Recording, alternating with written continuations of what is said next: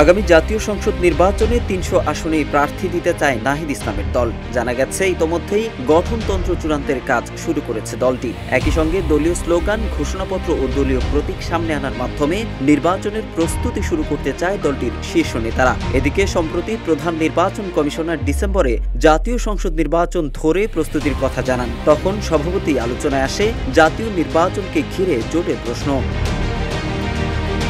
প্রধান নির্বাচন commissioner AMM Nasir Uddin সম্প্রতি ডিসেম্বরে জাতীয় নির্বাচন ধরেই তারা প্রস্তুতি নিচ্ছেন জানানোর পর রাজনৈতিক দলগুলো জোরে সোরে মাঠে নেমেছে। ভোটের মেরুকরণ কি হবে, কোন দলের সঙ্গে কার জোট বা সমঝোতা হবে, এসব বিষয়েও আলোচনা শুরু করতে যাচ্ছে।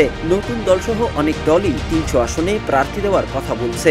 সেনাবাহিনীর প্রধান জেনারেল ওয়াকারুজ্জামানও ১৮ মাসের মধ্যে নির্বাচনের লক্ষ্যে গুরুত্বপূর্ণ সংস্কারগুলো সম্পূর্ণ করতে সম্প্রতি সরকারকে সমর্থনের প্রতিশ্রুতি দিয়েছেন। সব মিলিয়ে নির্বাচন শীঘ্রই হতে যাচ্ছে এমনটাই ইঙ্গিত পাওয়া যাচ্ছে। দেশ জুড়ে তোলপাড়, ওয়ালটন ফ্রিজ কিনে আপনিও হয়ে যেতে পারেন মিলেনিয়ার। এদিকে জাতীয় নির্বাচনে তরুণদের রাজনৈতিক দল জাতীয় নাগরিক পার্টি কোনো জোটে যাবে কিনা তা নিয়ে চলছে আলোচনা। তবে জাতীয় নাগরিক পার্টির নেতারা বলছেন আগামী জাতীয় নির্বাচনে অন্য কোনো দলের সঙ্গে জোটে যাবে না এনসিপি। এককভাবে ৩০০ আসনে এনসিপির প্রার্থী দেওয়ার ক্ষমতা রয়েছে বলে জানান নেতারা। তারা জানিয়েছেন নিবন্ধন পেতে ঈদের পর আবেদন করা হবে। গতকাল একটি বেসরকারি টেলিভিশনের সাক্ষাৎকারে এসব তথ্য জানিয়েছেন দলটির নেতারা। জানা গেছে এখনো চূড়ান্ত হয়নি নতুন দল এনসিপির দলীয় প্রতীক।